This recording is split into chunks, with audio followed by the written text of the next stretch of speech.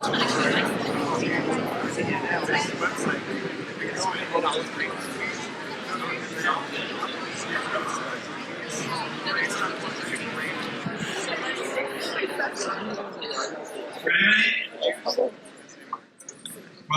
My name is Massimo Bigliucci. I'm one of the organizers of the Evolution meetings this year. I apologize for the casual attire, but as the non-Americans among you know, there's something called the Soccer World Cup, actually the Football World Cup, going on at this point, and we need to do our part.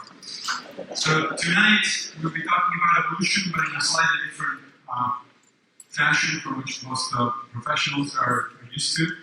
Most people that are here realize that there is a big controversy. It's not a scientific controversy, but it is a controversy nonetheless. It's important that scientists get involved into this. And so we've heard about it to some extent throughout the day. We're a very successful symposium, and we'll close that part of the meeting tonight's public lecture. All I'm doing here is simply to introduce Robert McGrath, our provost. The provost office at the University of Stanford University is sponsoring tonight's lecture. And after these remarks, we'll have the major presentation, and then Robert Penner will come up on stage and moderate the discussion.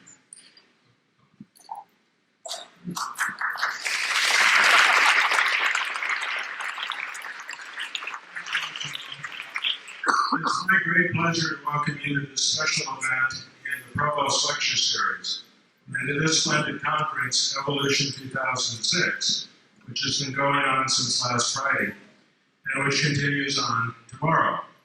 I think this is probably the largest meeting that Stony Brook has ever hosted. A few years ago, we had 1,100 people here for something called Quark Matter 2002, which is an entirely different science subject.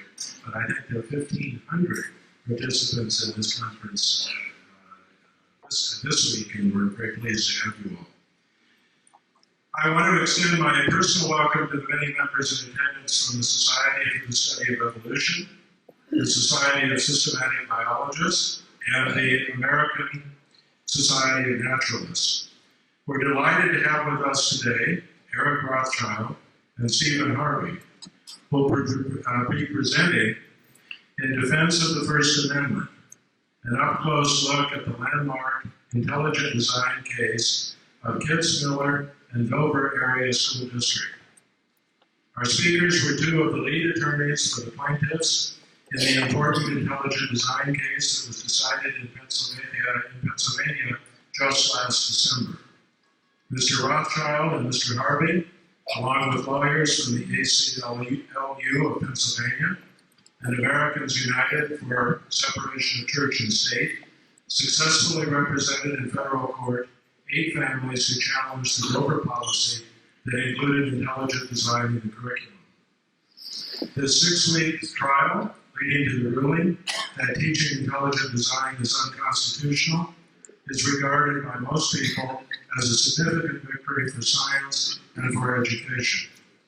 Mr. Rothschild and Mr. Harvey are both partners with the Philadelphia firm Pepper Hamilton Limited. Eric Rothschild, a graduate of the University of Pennsylvania Law School and a former law clerk of the Honorable Anita P. Brody of the U.S. District Court for Eastern District of Pennsylvania, is a member of the Legal Advisory Board of the National Center for Science Education.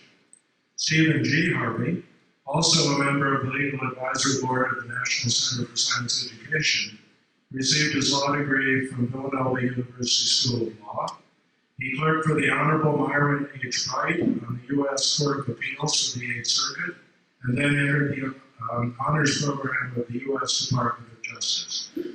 Before bringing our guest speakers to the stage, I want to express my thanks to the Society for the Study of Evolution for their co-sponsorship of this evening's event, and also my deep appreciation to the members of Stony Brook's Ecology and Evolution Department for their heroic efforts in making all of the arrangements for this mammoth conference possible. Please join me in welcoming Eric Rothschild and Stephen Harvey.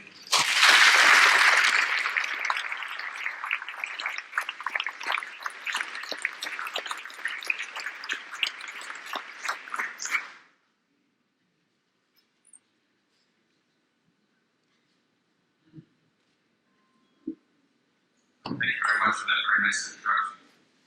It's a pleasure for Eric and me to be here tonight to speak about our work in the Kitzmiller trial. And I'll get right into it. The case began at school board meetings in Dover, Pennsylvania in June of 2004 with this suspicious-looking text by Ken Miller, who spoke to us earlier today. The school board members, and in particular one school board member named William Buckingham, expressed concern about this book because it was laced with Darwinism. He didn't mean that in a good way. And at those two school board meetings in June of 2004, Mr. Buckingham said things like, "I challenge you to trace your roots to the monkey you came from. This country wasn't founded on Muslim beliefs or evolution. It was founded on Christianity, and students should be taught as such." And the ever-popular 2,000 years ago, someone died on a cross. Can't someone take a stand for him? That's Mr. Buckingham in the picture there on the screen. And the two local papers, the York Daily Record and the York Dispatch, that covered these meetings, reported on these statements and others, most particularly an expressed desire by Mr. Buckingham and other members of the Dover Area School Board to teach creationism in public school science class. Shortly thereafter, the school board came into touch with this organization, the Thomas More Law Center. As you can see in the upper right-hand corner of the screen, the Thomas More Law Center calls itself the sword and shield for people of faith. And it has as its first mission, as you can see on the left-hand side of the screen, defending the religious freedom of Christians. And after speaking with this organization shortly after those June board meetings, the school board no longer spoke of its desire to teach creationism. Instead, it spoke about its desire to teach intelligent design. And the Thomas More Law Center introduced the school board to this book, Of Pandas and People, the central question of biological origins, the intelligent design textbook. And in the early fall of 2004, the 60 copies of this book were donated anonymously to the school district. And in October 2004, the board passed a resolution changing the biology curriculum to read, "Students will be made aware of gaps and problems in Darwin's theory and of other theories of evolution, including but not limited to intelligent design." Well, intelligent design isn't a theory of evolution, but let's not tarry there. The school board and the school district implemented the board's policy by requiring the reading of a statement in 9th grade biology class just prior to the segment on evolution. And that statement was shown to you earlier today in some of the speeches that the expert witnesses from the case presented. But essentially, it made 2 points. The first point was that evolution, the statement said, is a theory, not a fact. And there are gaps and problems in the theory. And no other scientific theory that's covered in the Dover area school districts was singled out for this type of treatment. And the statement that was to be read to students also held out intelligent design and the book Of Pandas and People as presenting an alternative scientific theory to the theory of evolution. The school teachers the science teachers refused to read this statement in science class, which made the administrators for the school district come in and read the statement. And the school teachers are really the unsung heroes of this whole controversy, that they stood up to the school board, who could fire them, in defense of academic freedom. And more importantly, what they believed was their obligation not to present false information to the students in their class. And at the same time that these events were occurring, a firestorm of sorts was taking place in the letters to the editor of those 2 York papers that I mentioned. And this gave rise to one of the most underappreciated pieces of evidence at the trial, the Hedia Ariani affidavit. Hedia Ariani is a young woman who was a legal assistant at our firm, and we needed to put a great deal of information before the court by way of just explaining what these articles were. So we had Hedia fill out an affidavit because none of us could put in an affidavit in a case where we were a witness. And the point we were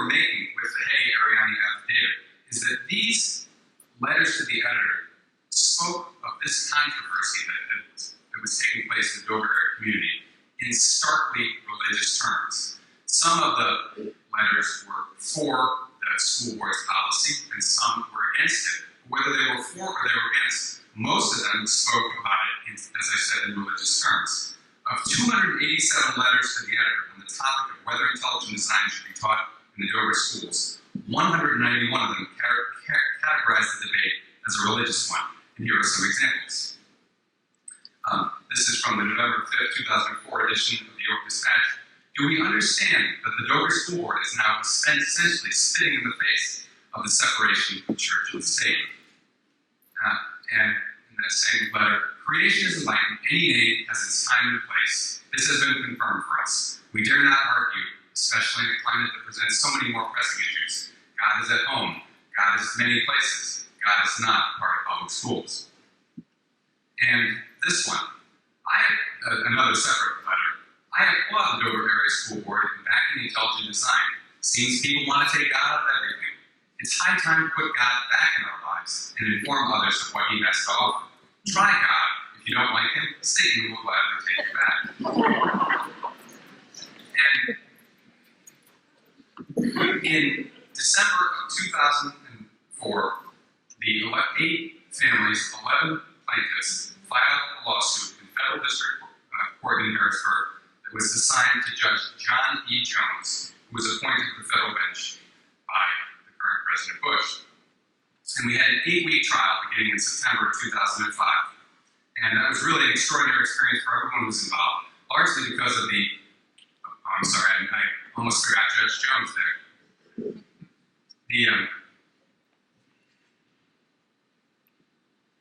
Largely because of the extensive media that covered the trial. And at the end of that 6-week trial, we know what happened. It's over in Dover, and design knocked out. And that's a picture of Eric Rothschild, and in the middle is, excuse me, technical.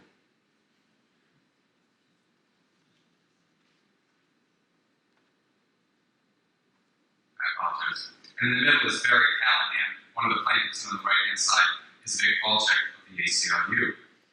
And Judge Jones held in his decision, issued on December 20th of 2005, that intelligent design is religious, intelligent design is not science, and that the school board acted for the purpose of promoting religion and then lied about it to conceal that purpose.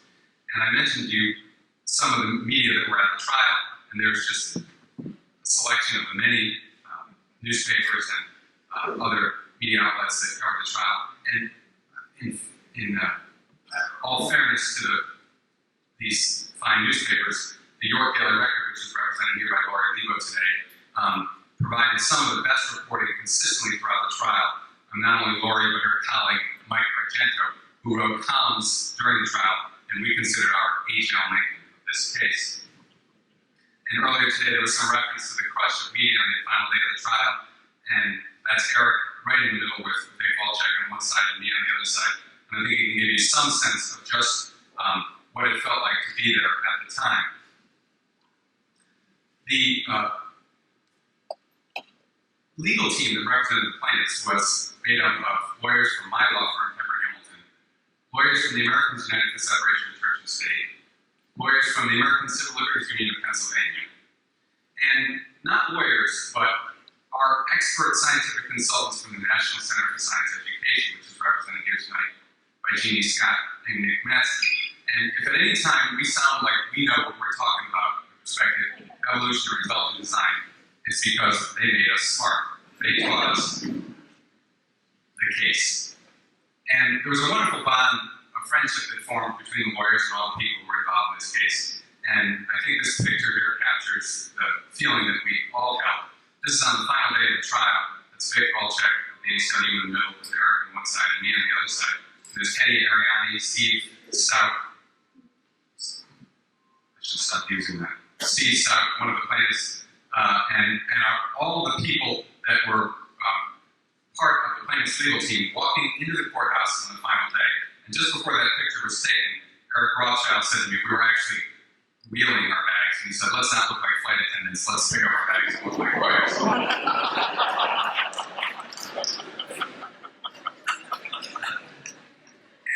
Eric and I are just two of the lawyers that were on the case. I can't say enough about our co-counsel on the case from the ACLU and the American United for Separation of Church and State. When you put together a team of dedicated lawyers with as much experience and firepower as we had in that case, you're sure to get a good result. And that's even more true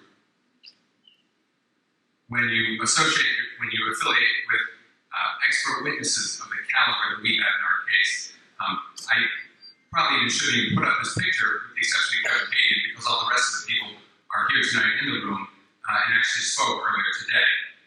Ken Miller, Barbara Forrest, John Haught, Ryan Alters, and Robert Penick. So I'll just say that because Kevin Payton isn't here, that he provided one of the best lines of the whole trial. He said to the judge, the problem with his intelligent design is that it makes kids stupid. And there was one other expert witness that we have to give credit to, and that's Jeffrey Shallop, who's a professor of computer science at the University of Waterloo in Canada. Jeffrey did not testify at the trial. He was going to be the witness to rebut William Dembski, and he prepared a very fine expert report. And then Jeffrey and Wesley Ellsbury of the National Center for Science Education and me were preparing to go to Texas to take William Dembski's deposition on a Monday in Waco, Texas. We were flying down first thing Saturday morning. We had already spent at least several days preparing for the deposition, and we got a call on Friday afternoon that Mr. Dembski was dropping out of the case. I'd like to think that was because he knew that I would be taking this deposition, but I think it had a lot to do with the fact that he knew that Jeffrey Shallop and Wesley Ellsbury would be accompanying me to that deposition and advising me of that. And they've been tracking him for a number of years, and let's just say that they had his number, and they were giving it to me. After the trial was over, there was a wonderful article that was in the Harper's Magazine, this time I'll get it right, by Matthew Chapman, and I was hoping that Matthew would be here tonight. Matthew is Darwin's great-great-grandson. He's a writer who lives in New York. And he wrote this article here, God, a Gorilla. And among other things he said in this article is he complimented me as having the best suits at trial. Which is why I felt compelled to put one on for you tonight, so you can judge for yourself. I don't think it's warranted, but I thought I'd mention it.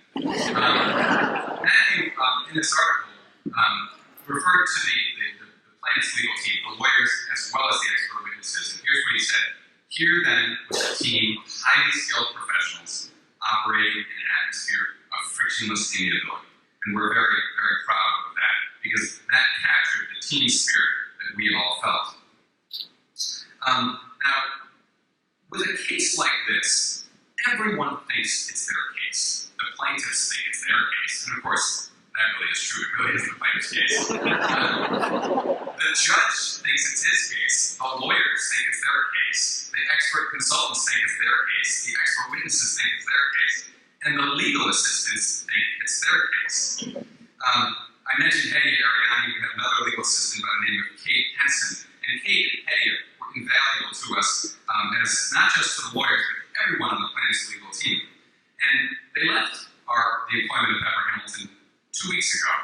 And on the day they left, they presented us, Eric and me, with a slideshow that I'm about to show you. And I think, and I hope that you can see from the quality of the presentation why we value these two young women so much.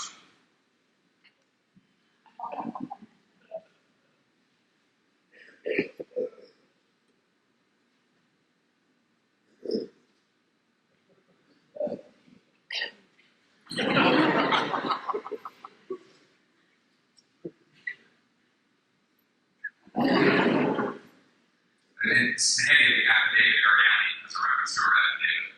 And there's Kate Henson, the boss Henson. And here's Kate and Hetty researching the issues, as they say. And here they are formulating the legal arguments. Handling the press. And that's actually Matthew Chapman in the lower left-hand corner. I was interviewing Hetty in that picture there. Getting the job done.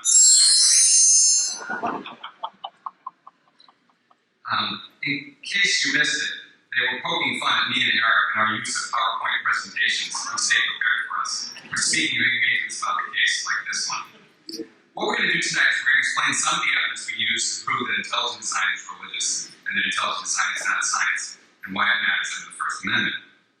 In a room full of biologists, I feel almost embarrassed. Oh, I'm sorry, there's one more headache. That was the 5 headache case left. We all know that, again, with the culprit, Charles Darwin, in his 1859 book on the origin of species by means of natural selection, and I'm sure that this audience is very familiar from the Museum of the exhibits at the Museum of Natural History in New York, that Darwin had his ideas as set forth in these notes that we're drawing right here, as early as 1839. In the upper left-hand corner, he's written, I think, and then drawn a phylogenetic tree, the tree of life for the first time. And Darwin sat on his idea for 20 years because he knew that it would rock the social and political and religious world of his day. But what he couldn't have foreseen was the greatest controversy would come not in England, but in the United States. And despite our efforts to become famous, the most famous case on the subject is still the Scopes monkey trial in 1925, which was made famous by H.L. Mencken and by Hollywood with the movie as Spencer Tracy as Clarence Darrow.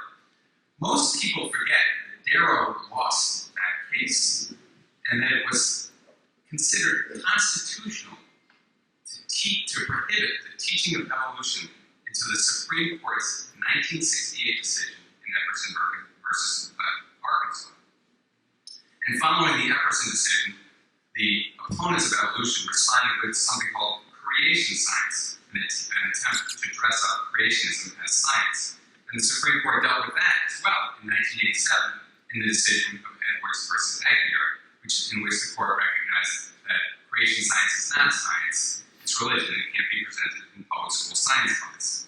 Edwards looked like it was the end of the line for religiously motivated alternatives to evolution in public school science class, but then came intelligent design. Its proponents claim that it's a scientific argument, not a religious one, and that it shares no common ancestry with creation science. We proved that intelligent design is essentially the same as creation science. In his opinion, Judge Jones called it the progeny of creationism. And we did that in several ways. One of the things that we did was we called to the stand our expert witness, theologian John Hawk, who explained to the court the theological basis for intelligent design, which is the classical argument for the existence of God known as natural theology, usually equated with William Paley's famous watchmaker analogy. The only difference between the intelligent design movement and the natural theology argument is that natural theology explicitly identifies the designer or the actor as God, and the intelligent design movement says that it's not identifying who actually did the design. We also proved that intelligent design is religious with the testimony of Barbara Forrest, who's with us and who spoke earlier today. And of all our expert witnesses, I think she's the one that took the most heat from the Thomas More Law Center, who, by the way, represented the defendants in this case. They vilified her, they moved to exclude her, and they asked of her questions in court that we consider totally irrelevant, like how long have you been a card-carrying member of the ACLU? And they attempted to elicit her views on matters that are totally unrelated to the complaint, to the case. They pointed out that she's a member of the Secular Humanist Society of New Orleans, which has all sorts of pernicious goals like making people understand each other better and being nice to people. I turned to Eric during that cross-examination and said, well, how do we sign up for this? And I mentioned Mike Argento, and he had this column that was in the York Daily Record following her testimony. Along about the 658th hour of Dr. Barbara Forrest's stay on the witness stand, during day 6 of the Dover Panda trial, I started looking for her warrants. Never did see them. It was right about the time that defense lawyer Richard Thompson was repeatedly asking about her various memberships in such seditious, treasonous, and just plain evil organizations as the New Orleans Secular Humanist Association and the ACLU that it occurred to me to look for her warrants. They weren't there. Now, it could be that she was hiding her tail under her trim black pantsuit, but frankly, I really didn't.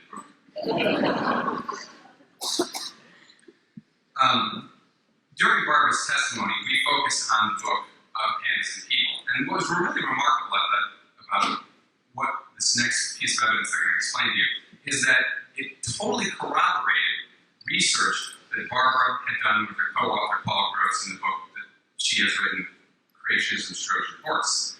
And We didn't know about this evidence prior to the trial. This is evidence that we obtained by subpoena.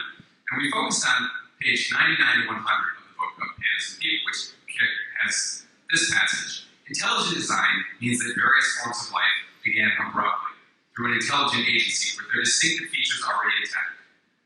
Fish with fins and scales, birds with feathers, beaks and wings, etc. Now, you don't have to think too hard about this passage to realize that that's, even though there's no reference to the Bible or God, that's a statement of special creationism.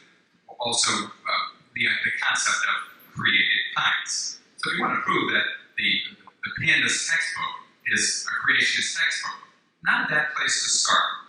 But one of the best moves that we did was we subpoenaed the drafts of this. And when we did, the Foundation for Thought and Ethics, which publishes the Pandas textbook, provided us with a number of drafts. And I'm just going to show you two.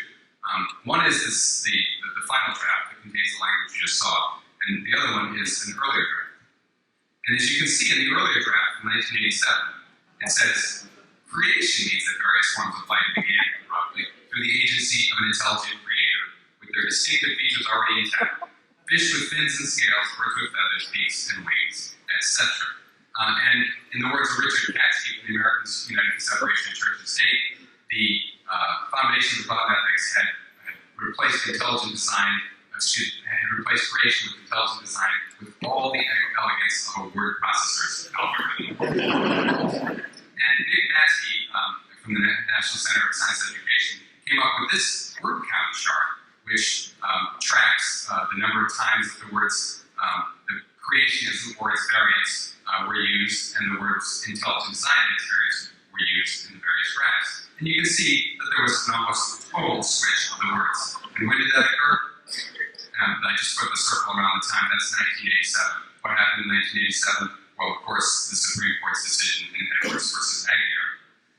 And so, along the way, we put on a lot of evidence to prove that intelligent design is religious, and this was probably the most powerful single piece of evidence we put on. But Barbara actually went farther than that. She shared with the court a lot from her book, Creationism, Trojan Horse, and she explained to the court the wedge document, the strategy document for the Discovery Institute from Seattle, Washington, that sets forth its goals. And this is an actual copy of the wedge document. This, as you can see, was used during Professor Beatty's testimony. It's got the exhibit sticker in the upper corner. And here's what this says about its goals. It says, design theory promises to reverse the stifling dominance of the materialistic worldview and to replace it with a science consonant with Christian and theistic convictions. And it also says, among its governing goals, to replace materialistic explanations with the theistic understanding that nature and human beings are created by God. Well, I don't believe in conspiracy theories, but after reading these passages from this document and listening to Barbara's testimony, I was willing to reconsider. That's just some of the evidence that we put on to prove that intelligent design is religious. And in a couple minutes, I'm going to turn the program over to Eric. But before I do, I'd like to talk about why we consider this an important case. Eric and I, and the lawyers who are involved in this case, feel strongly about education and science. We feel strongly that intelligent design, the problem with intelligent design is that it does make kids stupid, as kind of David said. That really bothers us. But what really bothers us is the effect that the intelligent design movement would have on religious freedom in this country. As Americans, we enjoy the right to believe in God, or not, as we see fit, and without interference or endorsement from the government. And we believe there's certainly no place for public schools to interfere with the rights of parents to educate their children on matters of faith and religion as they see fit. A popular argument that you hear these days is to ask, what would the founders think? We sometimes hear it said that the founders intended only to prohibit the establishment of a national church, and beyond that, the government should have no limitations on establishing religion.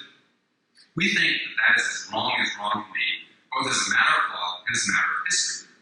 And this was going through my head as I rode my bike in Fairmount Park in Philadelphia recently, and I came across these statues right here, which are right in front of the Mann Music Center.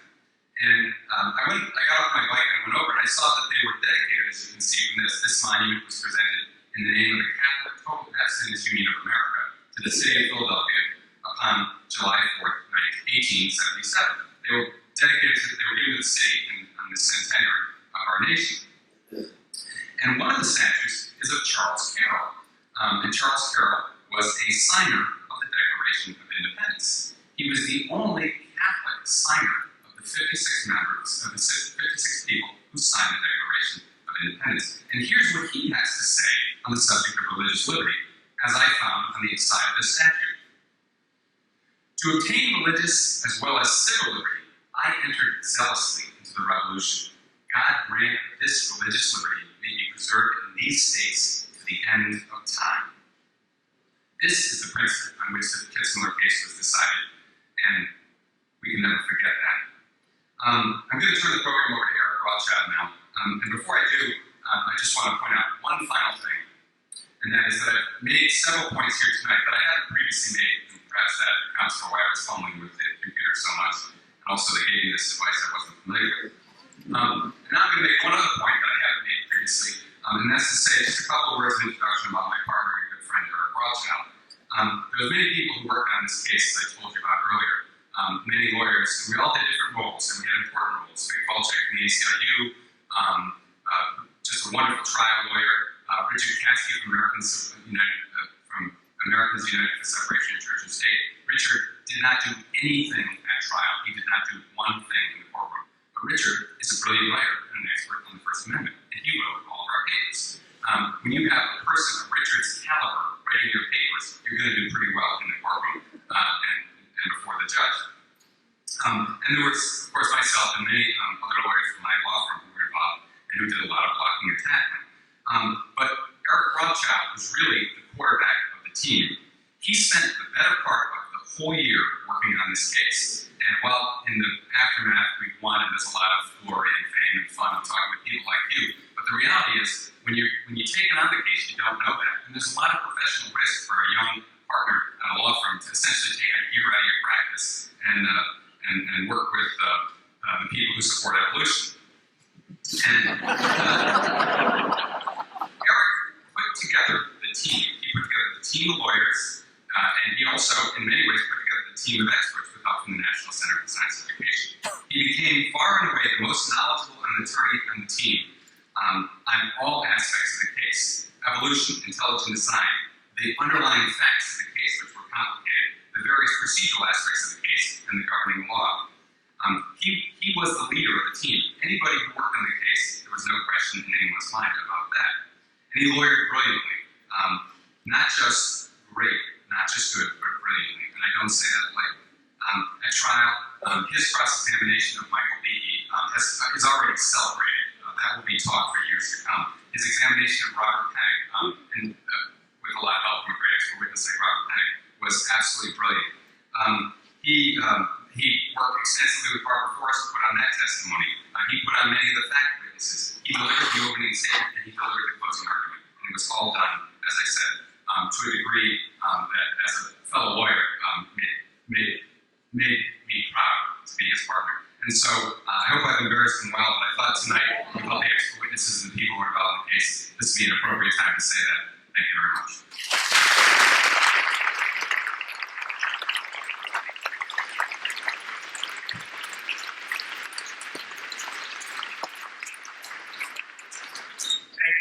Steve, I didn't prepare anything nice to say about you, but you two have great suits. And in that same article where Matthew Chapman compliments Steve on his great suits, he calls me a former geek, which is half. Thank you very much for having us here. We're both very excited to speak here, and it is really great to be here with so many participants in the case. I said earlier today, it's like a family reunion. We really fought this case at two levels. There's the national intelligent design movement and the nature of intelligent design, and that's where our experts fit in. But then there was a very important local story. And we knew we could win the case by proving that a majority of the court acted with a religious purpose. And we also wanted to see the court to see the parallel between the dishonesty of the intelligent design movement, which Steve just gave you an example of, and the dishonesty of the board members. And there's a particular example of that that parallels the history of the draft In January of 2005, shortly after we filed the lawsuit, we took depositions of several board members and the district superintendent, and they told us all those news stories about those meetings in June, reporting that the board members advocated the teaching of creationism were false. The reporters were making it up.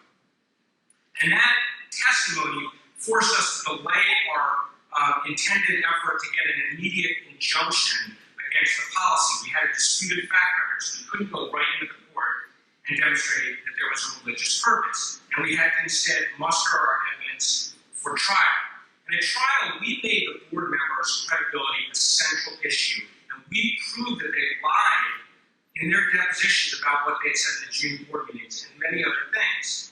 We called a lot of witnesses to talk about what had happened at the board meetings. We called the school teachers, the science teachers, Bertha Spar, the head of the science department, and Jennifer Miller, who was the head biology teacher, to testify because they had heard the board members talk about creationism and say things like 2,000 years ago and man got on the cross. We even called 2 reporters to testify, which just was a difficult decision, particularly being co-counsel with the ACLU. They're not used to dragging reporters into court. They try and keep them out. We felt it was important here to get the reporters in and to verify that what they reported about public board meetings was true. And all these witnesses were very credible. But then we really wrote down the board member story on cross-examination. What I'm going to show you is some cross-examination Steve did of William Buckingham, the board member whose picture you saw at the beginning of this presentation. This is the cross-examination. With respect to creationism, it's your testimony that creationism was never said by any board member, including you at any board meeting. Isn't that correct? That's true. And is it your testimony that creationism was never said to any reporters after any board meeting? That's true. And is it your testimony that you never talked about creationism, or to your knowledge, none of the board members ever talked about creationism among themselves? Is that your testimony? Yes. That's called locking in. Then we showed Mr. Buckingham the many newspaper articles written during this period, June 2004, about what had been said at board meetings. And you can see in the subtitle there, a board member said a book was rejected because it didn't offer creationism, and that's a reference to Mr. Buckingham. And there were numerous articles of this nature, 2 different newspapers reporting essentially the same facts. These are competing newspapers reporting essentially the same facts and the same statements. And then we went on with the cross-examination and again at trial that he received these 2 newspapers, the York Daily Record and the York Dispatch, every day at his house. But that he hadn't read these articles. So there were 6 articles in the local papers that were delivered to your door every day, reporting on the June 7th board meeting, and you didn't read any of them? Isn't that right? That's true. And nobody told you that statements were being attributed to you, such as wanting to teach creationism. No one told you that. Isn't that right? I don't remember anyone telling me that. No. And this was already pretty incredible. And Mr. Buckingham learned something. Don't anger your local reporters because they might get you back. Lori Lugo, much earlier in the year before trial, reporting on the case, found that one of the television stations, Fox 43, had done an interview with Mr. Buckingham after one of the board meetings. She didn't really do this out of spite, but it's sort of, it's poetic. And this is that interview. Oops.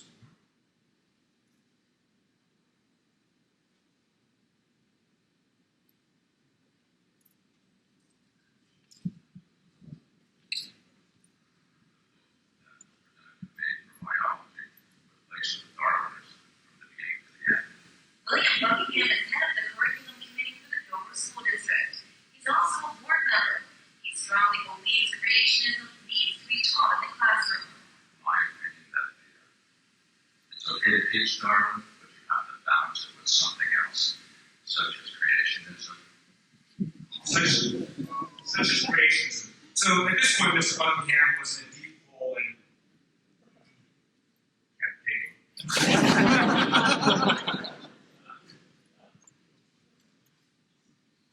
That was you speaking, wasn't it? I was walking through my car in the building. Here's a slate, here's a cameraman. And I had in my mind all the newspaper articles.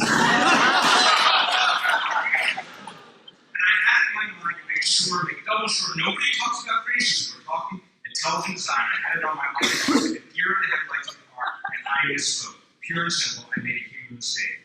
Freudian slip, right, Mr. Buckingham? I won't say a Freudian slip. I'll say I made a human mistake.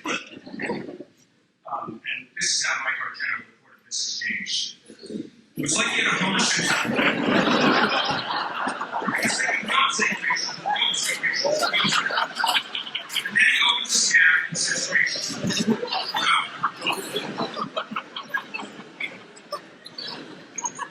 And this wasn't the only testimony where Mr. Buckingham and other board members were caught lying. Remember that Steve talked about how that donation of pandas was anonymous. That's what the Dover community had been told. They were never told who donated these books. And we took their depositions, Mr. Buckingham and the board president, Alan Bonsella, and asked about where these donations come and whether they had any involvement. They denied any involvement. They didn't know how it had been funded. Well, later we found out through another deposition that Mr. Buckingham had written this check to Donald Bonsell, the father of board member Alan Bonsell. And, you know, he was very meticulous. He wrote at the bottom there, 4 pandas and $850. And we then took a subsequent deposition of Mr. Buckingham where he did, oh yes, he had in fact stood in front of his church before services on a Sunday and asked his fellow congregants to give money to buy the pandas book. And he had collected $850, written this check to Donald Bonsell, Alan's father, and handed the check to Alan Bonsell. And yet at the depositions, they completely denied any knowledge of how it had been funded. And at trial, Steve did something you don't usually do at trial. You better be right. He looked at Mr. Buckingham and he pointed at him and said, "You lied to me at your deposition, didn't you, Mr. Buckingham? You lied to me." And Mr. Buckingham said, "You know, what do you mean?" And Steve pressed a few questions before the judge interrupted and said, "Mr. Harvey, you can move on. You've made your point very effectively." Very effectively. This was at the end of the trial week, and I went home to my family and I was telling them about this exchange. And for the next week or so, my 7-year-old son, Jake, was walking around the neighborhood saying, "You lied to me." Which we think is cute, but the neighbors thought it was a little weird. And Steve had a similar cross-examination with Alan Bonsell, whose deposition I had taken, and he had similarly completely denied any knowledge about how the Pandas book was funded. And Steve wasn't quite as dramatic with Alan, but he made the exact same points. And at the end of Steve's cross-examination, the judge asked Steve for a transcript of the position. Steve's copy was all dog-eared and highlighted. He said, "Well, is it okay if I get you one this evening? We'll send it right over to Chambers." And Judge Jones said, "I need a copy of it now." And those excellent legal assistants Steve described had a clean copy. They handed it up to Judge Jones. And Judge Jones proceeded to interrogate Mr. Bonsell on the stand for about 10 minutes. And Judge Jones is a very charming guy, very good humored, and was pretty circumspect about the case about where he stood. He was angry. It was like a Zeusian moment. His face was red. And everybody came out of the courtroom, their heart was beating fast, and they're looking at each other. It was uncomfortable, even though it was good for our side. Except for Alan Bonsell, who took about 2 minutes while he continued to chew the gum he had in his mouth throughout his testimony.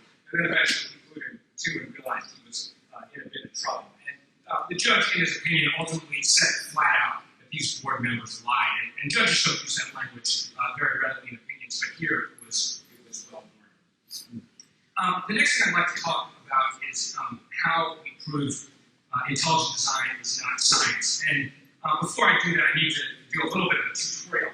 Evolution involves the concepts of common ancestry. You guys know this.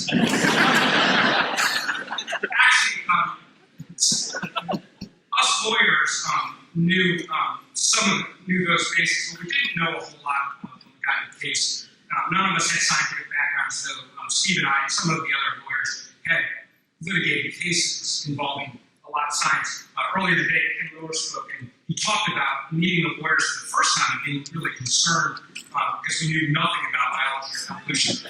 Actually, I was the only lawyer who did that. So that's a reference to me, but I was actually perfectly representative of the lawyers lawyers on the case, we really had to do a lot of learning. And Vic, in particular, Vic Volchek, put on the testimony of Ken Miller and Kevin Pagan. So he had to do a lot of heavy lifting to get his head around the concepts and then put on a very compelling examination. And as Steve said, I mean, this is a case, first and foremost, about separation of church and state, religious freedom. And that's what the legal cause of action is under the Constitution. So there's no, there's no constitutional amendment about teaching bad science. So we needed to prove that this was religious. But in doing so, we wanted to get an opinion from the judge that really exposed the claim that intelligent design science could be a complete fraud. And I'll never forget the day when we got the decision. You know, in the movie, we'll all be in court and it'll be delivered. But that's not what really happens. We were all actually gathered in an office in Harrisburg, and you get the decision by email. So we're all just sitting in front of our computers, waiting for that email to be recognized as the court's transmittal to find out what happened. We got the decision around 10:30 on December 20th, and we first, made sure, we knew the result. We won. Went back, looked at the result again, and made sure we won. And we had almost all the lawyers on the case were there. Gene Scott from the NCSE was there, Kevin Pagan, one of our expert witnesses. So we all started reading the opinion. It was really long, which was a good sign for us that the judge had really taken on all the issues. I was reading it in my own office, and I got to page 63 of the opinion. And I jumped up and started running around the office and told these much slower readers, because this is where the judge said, we find it incumbent upon the court to address whether intelligent design is science. We will offer our conclusion on whether IT is science, not just because it is essential to our holding that an establishment clause violation has occurred in this case, but also in the hope that it may prevent an obvious waste of judicial and other resources, which would be occasioned by a subsequent trial involving the precise question which is before us. After a search and review of the record and applicable case law, we find that while ID arguments may be true, a proposition on which the court takes no position, ID is not science. And at this point, we had the war groups going around our office. We decided, Jeannie was running the phone to call the NCSE office. The judge had gone all the way in terms of taking on all the issues and written an incredibly powerful opinion. And actually, before the opinion came out, we got a pretty good validation of our efforts from an article in the New Yorker written by Margaret Talbot.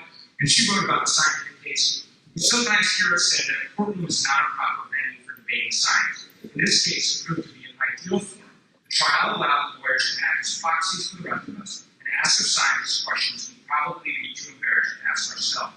In a courtroom, we must lay an intellectual foundation in order to learn a line of questioning, and so the lawyers stripped matters neatly back to the first principles of science. And it was a very flattering, good validation before we got the decision that we, at least in the media, we've done a good job in presenting our case. And this really was the most challenging aspect for us as non-scientists. Intelligent design has developed a pretty elaborate scientific facade. It's fooled a lot of people in the public and the media into thinking that it's got a scientific argument, and we really wanted to completely dismantle that. We didn't want to just show that it's bad science or new science. We wanted to show that it's not science at all. Because, as I said, it's not unconstitutional to teach bad science, but if the proposition is not science at all, it has to be something else. And certainly one strong possibility, given the rest of the record here, is that it's religion.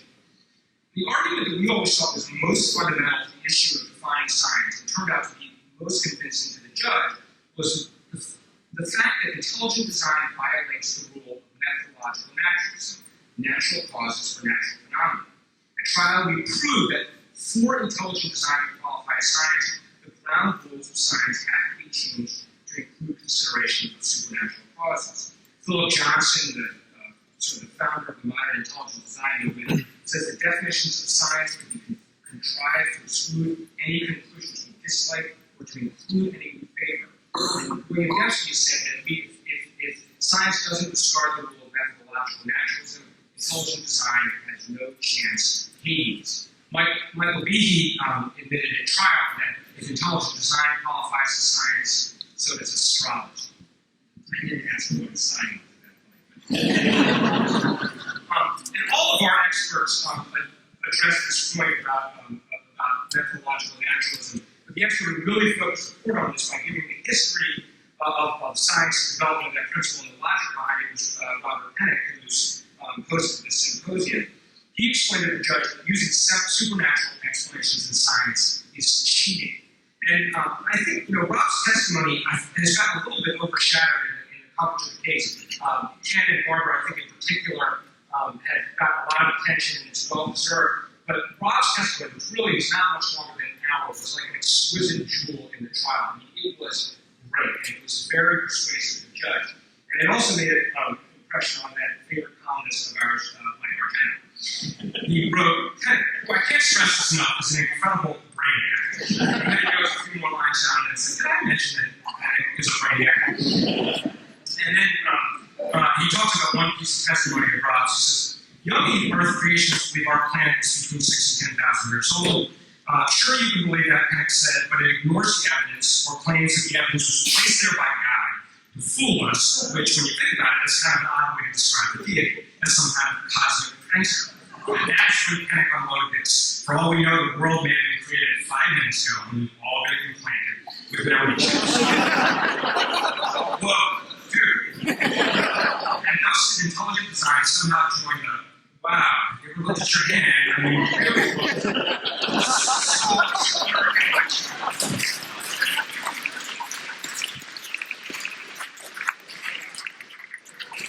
This would be not be the last Stoner reference in our test. I draw no inferences from it. We also argued from authority. Right when we took this case in November of 2004, National Geographic published this issue. It says on the cover, was Darwin wrong? And my first instinct was crap. But we opened the article and it's and obviously we didn't use this at trial because this isn't a peer-reviewed scientific article, but it was very representative. We called Ken Miller and Kevin Padian, who really represented mainstream science to explain to the court why evolution is the dominant scientific theory and why intelligent design is not science at all. They shared with the court material from the National Academy of Sciences and AAAS, making these same claims. They gave incredibly compelling presentations about how science works and why evolution is so sound. It really drew the judge in. I mean, I remember from the first day, Ken Miller was our first witness, and he was giving a pretty sophisticated biology lesson. And the judge at the first break said, biology class is adjourned until after lunch or something like that. And you could tell he was really getting into it. It was like one of those times that, somebody's explaining something to you that's it's kind of hard. And this maybe never happens to you guys, but it's kind of hard, but once you get it, you feel smart, you feel good about yourself. And that was clearly happening with the judge. And Kevin and Ken and Ryan Alters all explained to the judge how damaging intelligent design would be to kids' understanding of science, and that it creates an unnecessary conflict between science and religion. Steve shared a great line from Kevin Padian, intelligent design makes kids stupid. Ryan Alters explained to the judge that it's putting students in a position where they think there's a God-friendly science and a God-unfriendly science, a terrible conflict for them to have to deal with, and completely unnecessary. And Ken and Kevin also demonstrated that all the purported science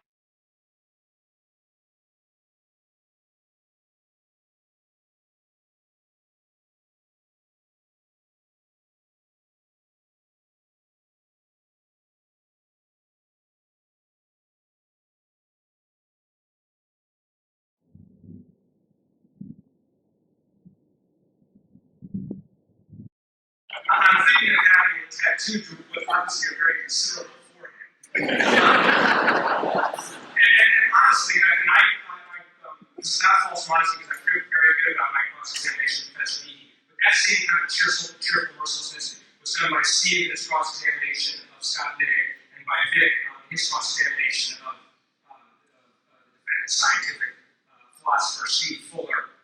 There was that same kind of creativeness good humor, and really effective cross-examination with those witnesses as well. And one of the things we did with Minnick and Behe, you've heard of stupid pet tricks. Well, we had what we call stupid Minnick and Behe questions. That's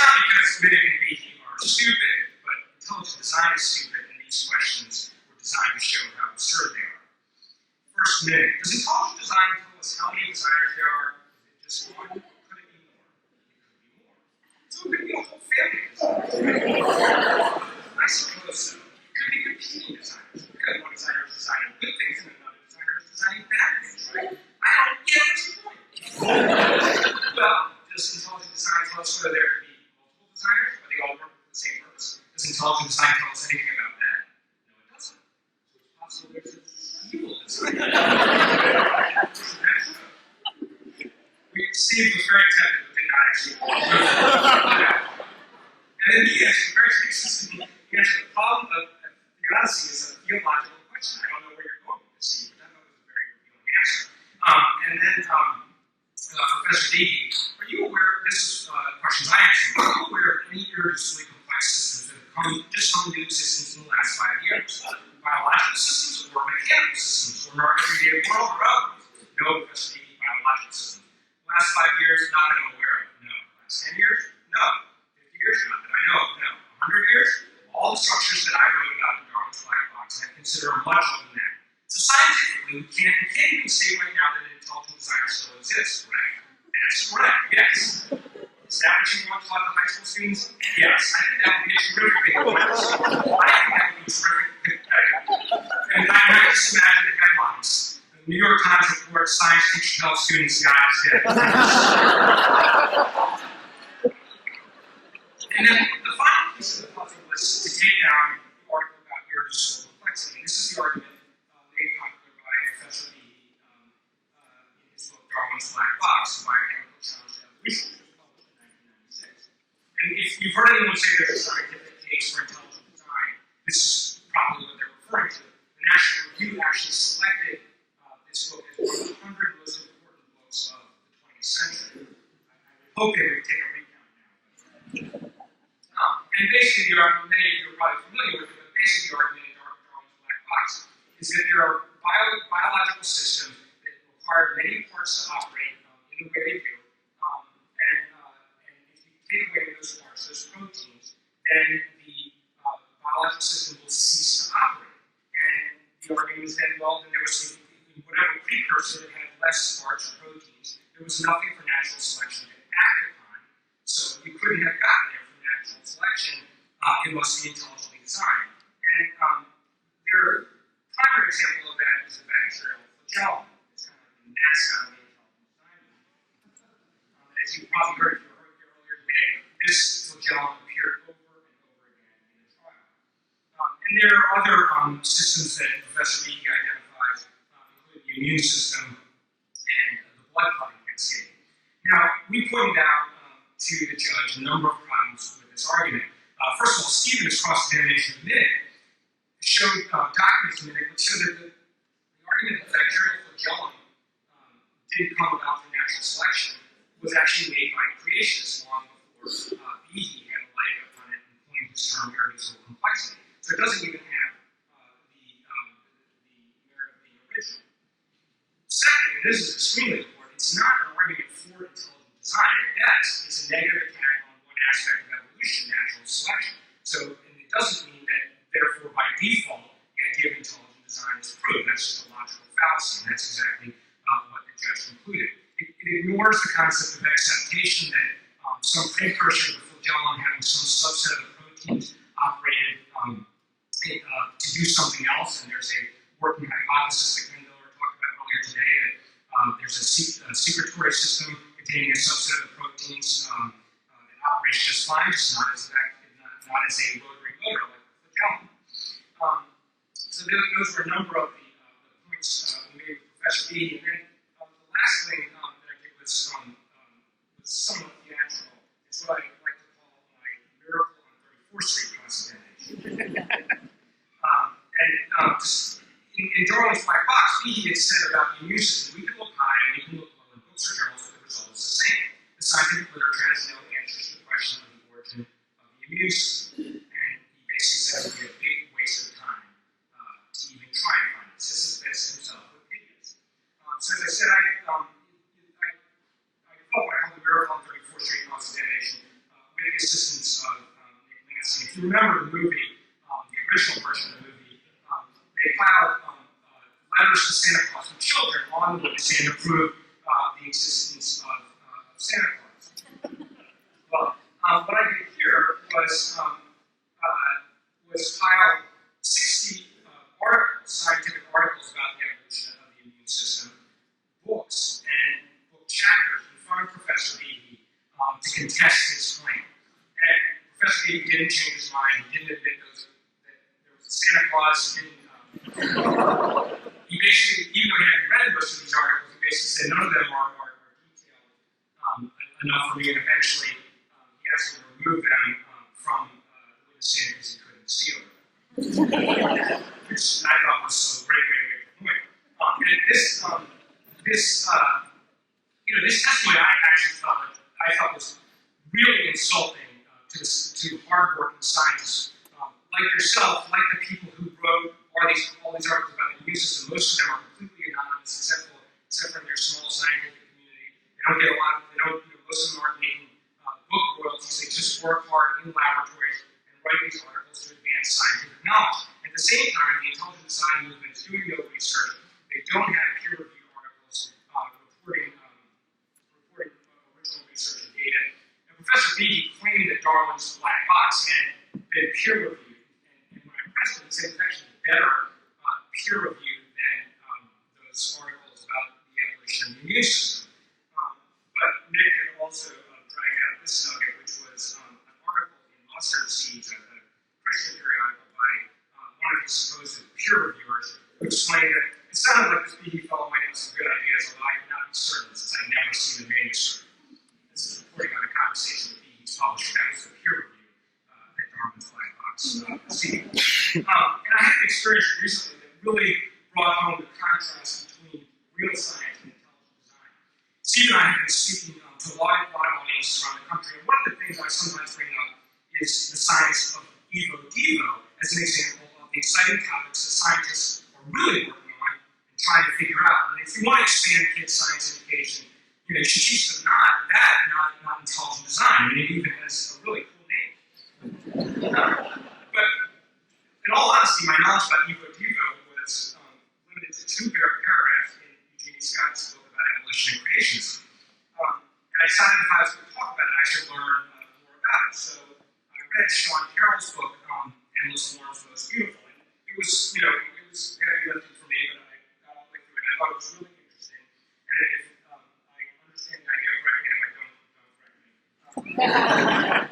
The basic idea is that different organisms have much more genetic similarity than previously understood. They're using basically the same genetic toolbox, and that difference in form is explained more by what he calls switches that activate and deactivate the genes. And I thought that was really interesting, but I just don't get, how do you know the switches are there?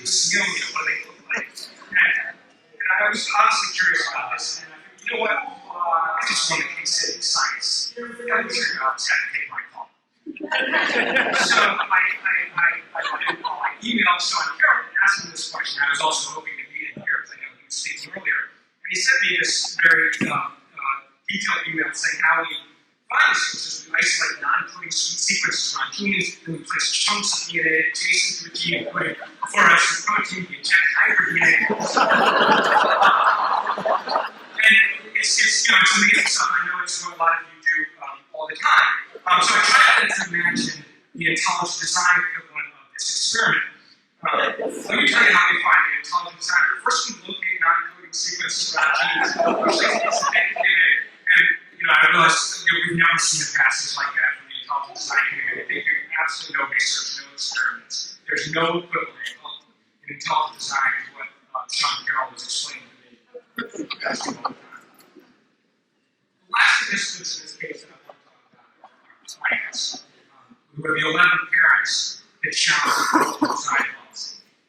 And it happens in a case like this involving such important issues that sometimes you feel like the cause is sublime. I think it happened to all of us some of the time in this case. But it didn't happen too much because our clients really are just remarkable people. They were dedicated, thoughtful, courageous, they were incredibly invested, they were active participants. Steve talked about all the members of the team.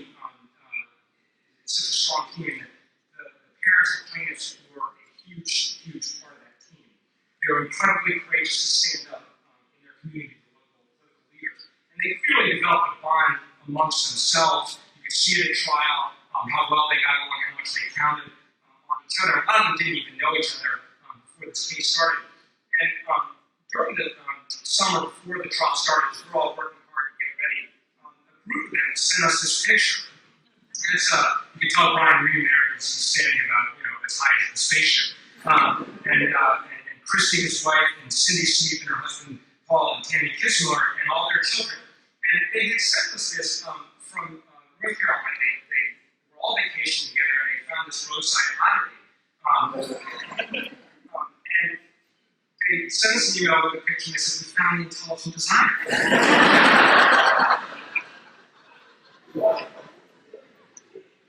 And each of them had to testify in court about why they filed the lawsuit and how they've been harmed. And every one of them was incredibly persuasive and eloquent. I actually didn't put on any of their testimony. We divided the work, and I didn't work with them to get their testimony ready, so I never knew what they were going to say. Each time, I was wanted to get up to stand up on the council table and cheer for them. Brian Ream was the first of our plaintiffs to testify, and if my memory serves, he testified right after Ken Miller.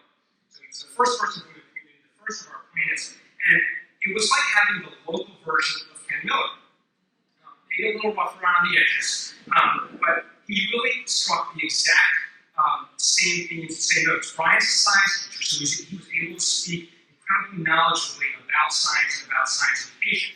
And like Ken, he's a man of faith who felt that that science and religion shouldn't be put in conflict, and the religious faith that he brings his children up with, and he and Christy do, is a private matter for them to handle, and not the Dover School Board or teachers or anybody like that.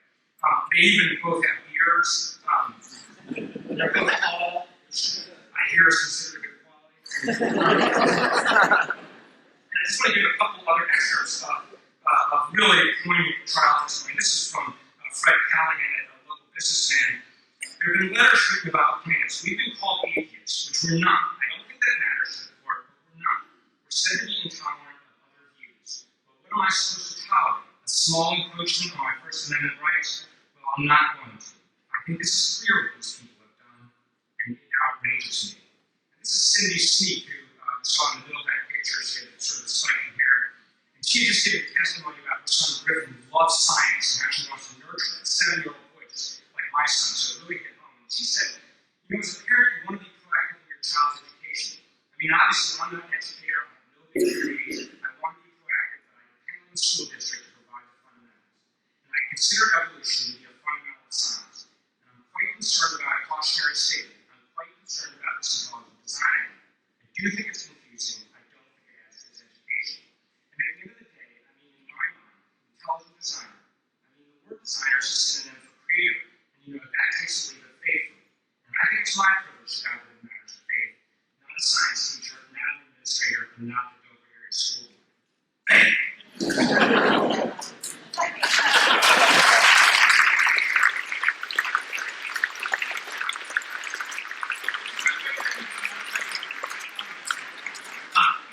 Our two themes, science education and religious freedom, incredible testimony. And, I talked about that last day of trial, we got to continue, we're all reading it. What is most memorable is that almost all the parents were able to come down to our office for a press conference, and the looks of satisfaction and vindication on their face after what they put up with and the stand they've taken was incredible. They were the stars of the press conference, and this is a great shot of Tammy Kitzmiller and Christy Ream. I think it's after one of them spoke at the press conference. Look at Christy Ream there, the dark hair in the foreground.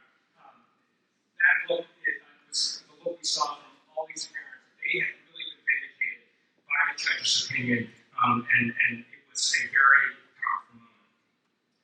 We're going to need more Tammy Kitzmiller, Brian Ream, Fred Callahan, and Cindy Sneap in the future. This controversy is going away. William Dembski said after the decision, because of Kitzmiller versus Dover, school boards and state legislatures may tread more cautiously, but tread on evolutionary will. The cultural wars demand. And that is the only reason we're having this controversy, because the cultural war demands it. The controversy is not going to go away. We had a joke at trial that creation is sort of the best example of evolution. They adapt to a hostile legal environment. We saw it in the change from creationism to intelligent design right after the Edwards decision that Steve explained. at trial, we had actually recovered drafts of the successor book to Hannah's called Design of Life. We've been able to recover that from William Dembski. And we showed to Michael Behe an excerpt from that draft document, and it may look a little bit familiar to you. It says, Southern merchants pulls in various forms of life, again, their distinctive features are artificial scales, birds with feathers and wings, mammals, fur, and mammals. They discovered friends. And they also just substitute Southern merchants where creationism and intelligent design were in those earlier versions. And I actually asked them to be, I'm going to see you in a couple of years at the Southern merchants trial. And Judge Jones just looked at us down on us and said, not on my dime. But their actual adaptation is are words like, more neutral words like teach the controversy and critical analysis of evolution, where they're taking the same focused content that's comprised creationism and intelligent design and using more neutral language to try and water down and damage teaching of evolution. And Judge Jones actually spent a few passages in his opinion addressing that issue as well. He said, intelligent design's backers have sought to avoid the scientific scrutiny that it cannot withstand by advocating that the controversy, but not idea itself, should be taught in science class. This tactic is at best disingenuous and at worst a canard. They're even evolving their principal spokespeople. Previously it was this slight owlish creature, but now something more reptilian.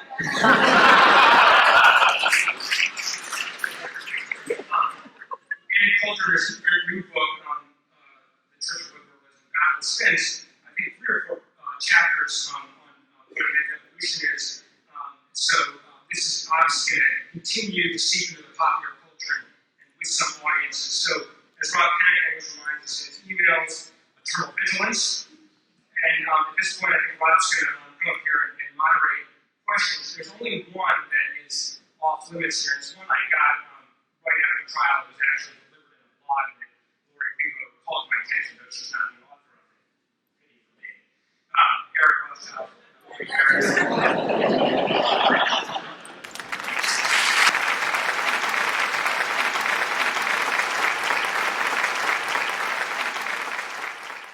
At the front, this is sort of an open chance for you to ask your question.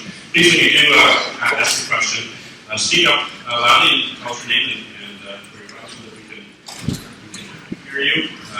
You should be turned on if you'd like to come up. There's another one on the side here as well. Yes? Alex Baldwin, I'm a graduate student at Utah State University. I have 2 questions. One, has there been any charges of perjury resulting from the trial? And 2, to your knowledge, has anybody, the president who is sworn to defend the Constitution, has he commented on the results of the trial about his advocacy for a policy that would violate the Constitution? No charges of perjury have been filed. There was a report in the Harrisburg paper last winter that the United States Attorney's Office was looking into it. That's the last we heard. And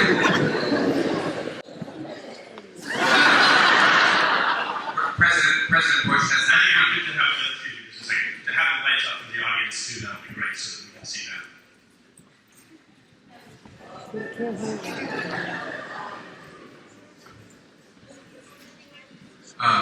The president has not commented on that, but it's worth noting that John Marburger, the presidential advisor, has come out and said that intelligent design is not science. He said that shortly after the president took the position that it should be presented that both sides should be presented, which I thought was actually a pretty slick political move. The president says one thing and then he has a science advisor say something else.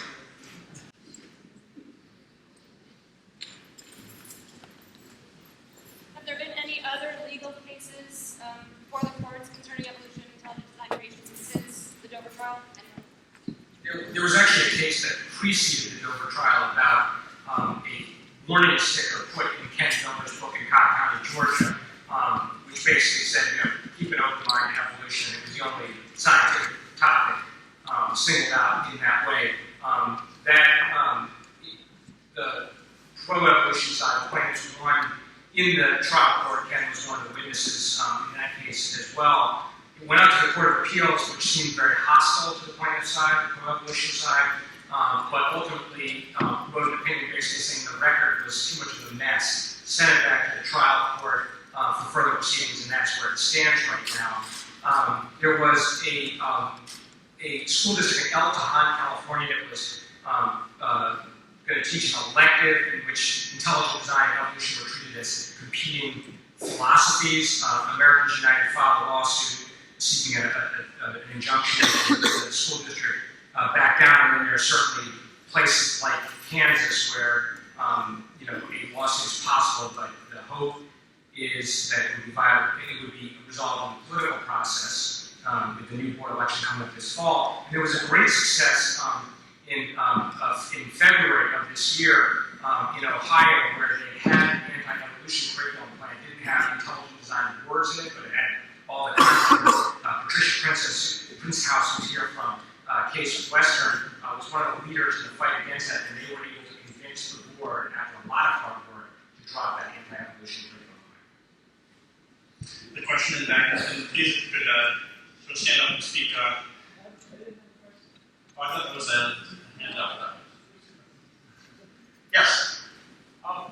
There's a Can strategy. you identify yourself, please? I'm Jeff Levinson at the university here. There's a strategy in South Dakota to move Roe v. Wade right to the Supreme Court. And I'm wondering if there's any such strategy that has been mapped out to move intelligent design to the Supreme Court. I'm sorry, I'm not aware of any. We like to think that we hope that we see the end of it. This will be the last real court case on this. Judge Jones' decision has effect only on the parties beforehand, and to a limited and it has precedential effect within the Middle District of Pennsylvania, but it has broad persuasive effect, and that's really the power of the decision. And knock on wood, I would hope that just as in the past that Eric went to, the courts and policymakers elsewhere in the country wouldn't see the need to revisit this, having read Judge Jones' decision. Question in the back. Yeah, Charles Goodnight, University of Vermont. What we've been hearing all day is that the intelligent design people were really incredibly organized. And yet, in this trial, it looks like they dropped the ball, that they screwed up. And I'm just wondering, what happened? Can you speculate on how they got themselves, spent years planning and now put themselves in a situation where they basically got nailed?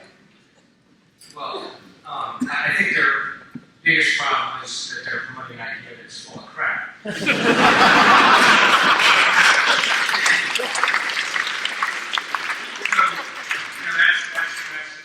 pretty big hole to dig out from.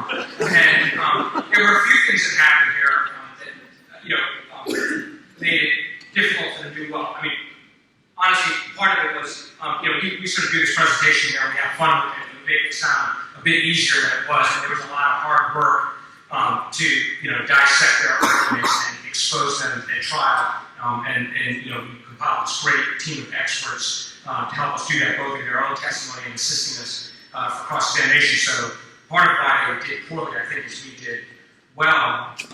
And then, one other thing that happened, and then also they were hamstrung by the fact that they really had the worst possible local sponsors, people who had been open about their religious reasons in the beginning and then lied about it. So that was a big problem for them. And then one other thing happened that was kind of interesting, sort of inside baseball, but the defendants actually had a much larger expert complement that ultimately testified.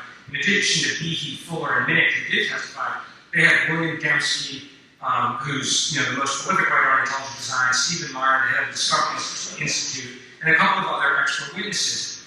And they dropped out of the case, and as Steve said, we like to think it's cause effect. They saw us coming to take their depositions, and they ran. And maybe there's some truth to that, but there was also a big conflict between the Discovery Institute and the Thomas More Law Center that was part of the reason they didn't testify. Now, we like to believe, if William Dempsey got on the stand or Stephen Meyer, it'd just be a longer trial, but we would be able to do the same things with their cross-examination as we did with Behe and Minnick, etc. But they did drop out of the case. There was definitely, the Discovery Institute was very uneasy about this case the whole time, and sort of in and out of it, and that, I'm sure, affected the case. I don't think the result would have been different.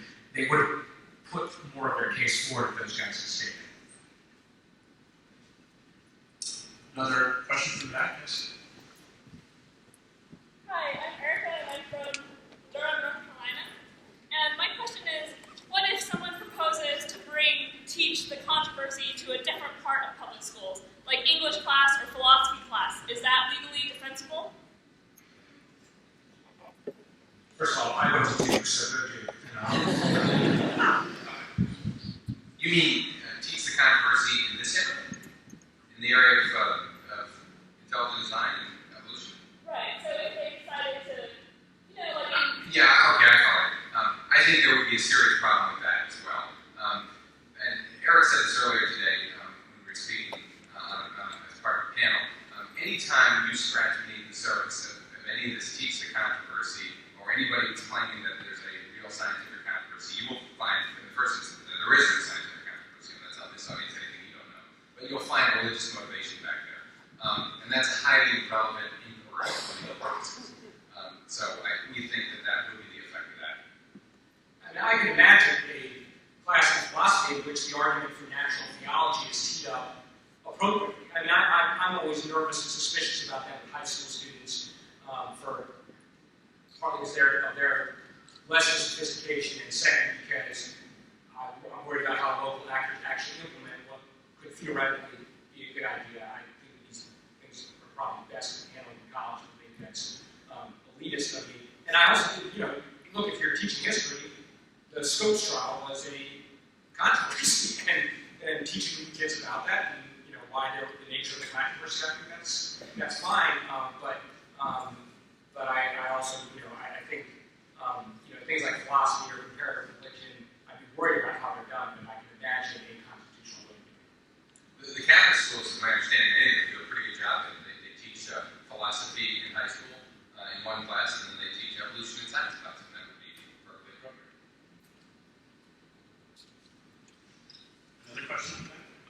Hi, Maurizio Garcia from Florida State. Congratulations, really, for what you had to do. You had to choose a line of attack, which you did very well.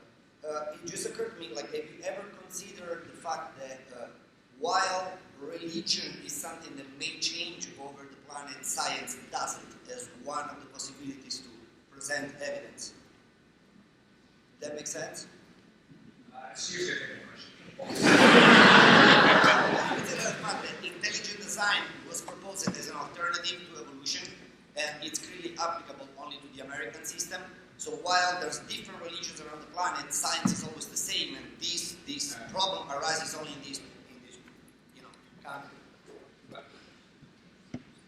Yeah, I think if I understand what you're saying, intelligent design really represents a particular religious viewpoint that is resides in this country. And I'm not an expert enough in religion to know whether that's precisely accurate. We certainly put on testimony about the universality of science in court, and Kevin talked about that. And we definitely put on testimony. It's not just an American, it's a particular religious view in America. It doesn't represent most religious views. And yes, that was definitely part of the testimony. It's sectarian. Can you identify yourself? I'm sorry, Natalie. Is your strategy any different walking into a conservative courtroom versus a more liberal one in terms of who appointed the judge? Do you feel that you need to present an overwhelming amount of evidence because you mean that the judge is not going to be sympathetic to your cause at all? Or what was the strategy there? We didn't know that much about the judge. He's a relatively recent appointee. He was the head of the Liquor Control Board of Pennsylvania, which is a local job. He ran for Congress. He's a friend of Tom Bridges. He's a Republican. He's from Pottsville, PA, which is right in the middle of coal country. It's got a church on one corner and a bar on every other corner.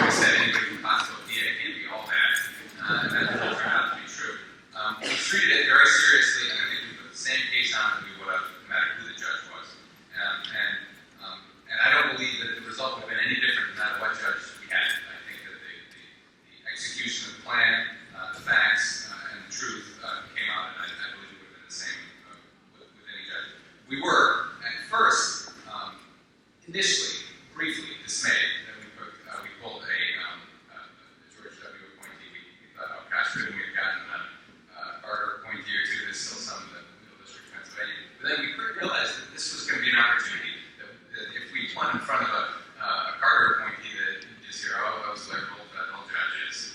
And this was really an opportunity to win a really lasting victory, and that's exactly that. Yeah, I just think that for a lot of folks, it's kind of counterintuitive how excluding religion from the public schools somehow protects it. I wondered if you could comment on that. Well, we live in a pluralistic society, and so religious minorities know this, and that when you're promoting religion, it's generally going to be somebody else's religion. And that's why I particularly like that Charles Carroll quote that I used earlier, because historically there's been a lot of discrimination against Catholics. It's kind of we're almost a majority now, so it's really not, especially in the major cities, it's really not something anybody really recognizes anymore. But historically, that was very much the fact. And so for a member of a religious minority at that time to have that very particular view illustrates the point of the example.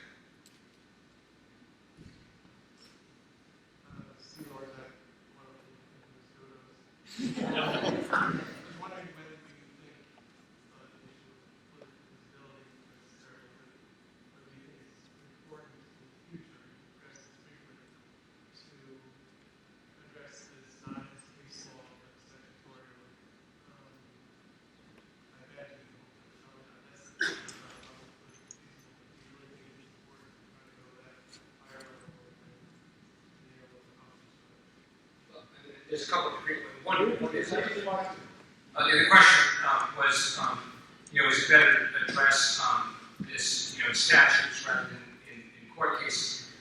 First of all, when I made that remark, I was talking about, I guess most specifically, like places like Kansas and Ohio, which had anti-abortion curriculum plans, and my hope is that in Kansas, as occurred in Ohio, things can be resolved politically. Court cases, are one instrument to resolve things that are expensive, and I would hope that, jurisdictions would, school districts and states would decide not to teach intelligent design or its, its equivalents.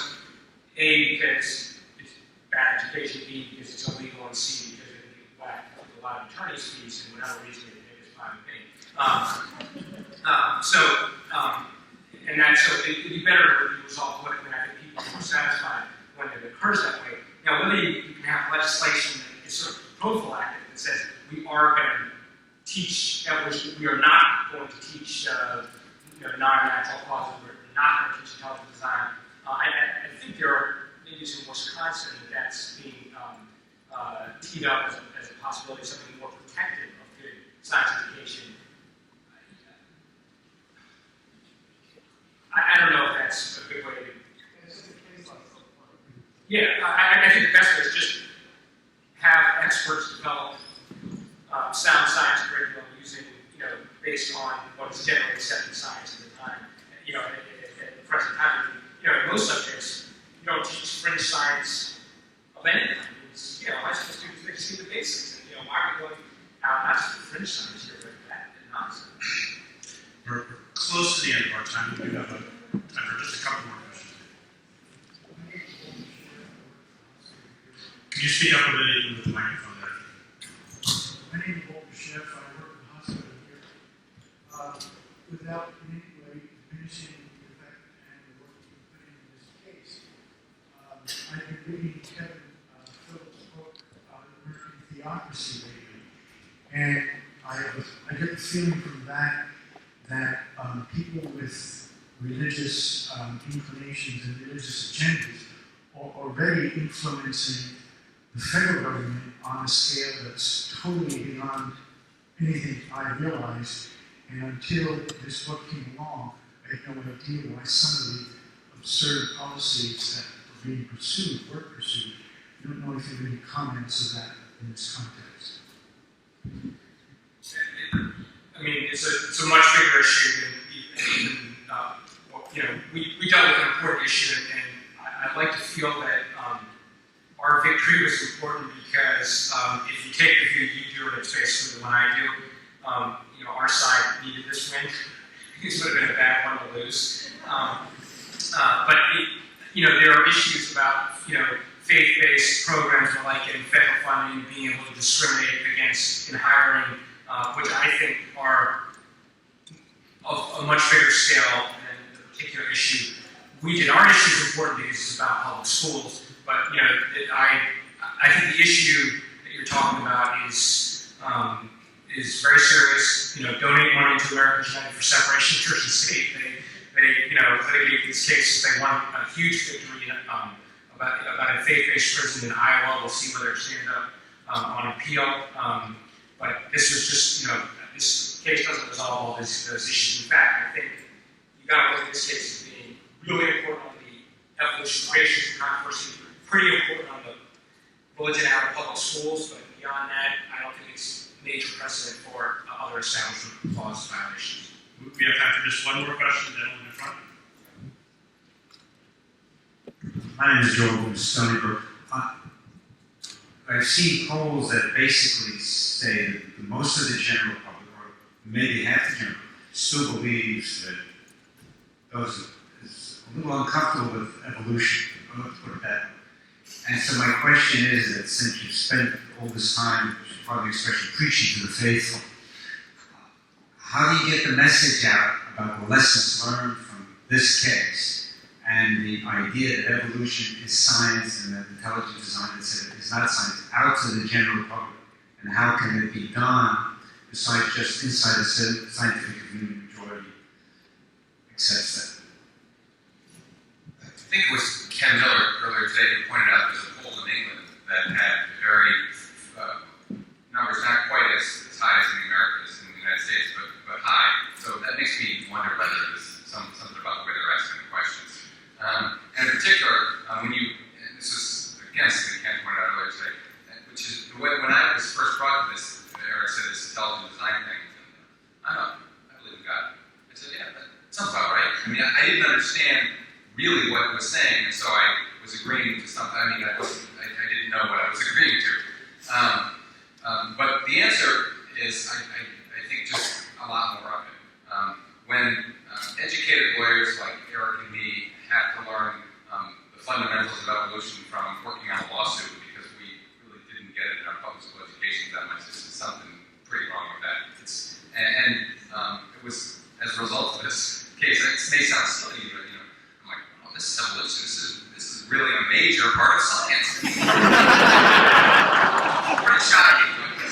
As I go around and I speak to people, and not in groups like this, but with dinner and at friends' house and talking to their kids and talking to their high school kids, it's pretty shocking what the level of misunderstanding is.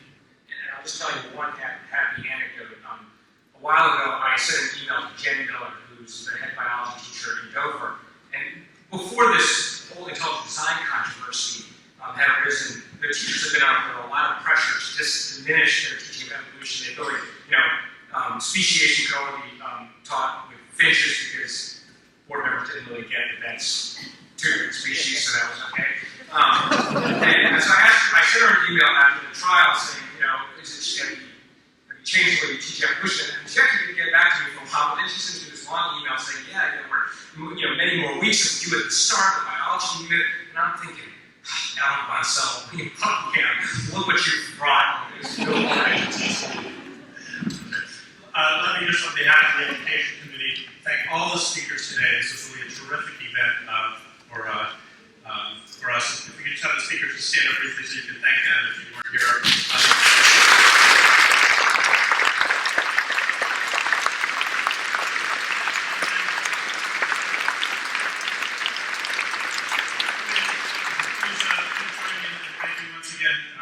Eric and Steve, not just for their talk tonight, but really for a defense of what we do as scientists. And this is a gift that's going to keep on giving. And thank you very much for that.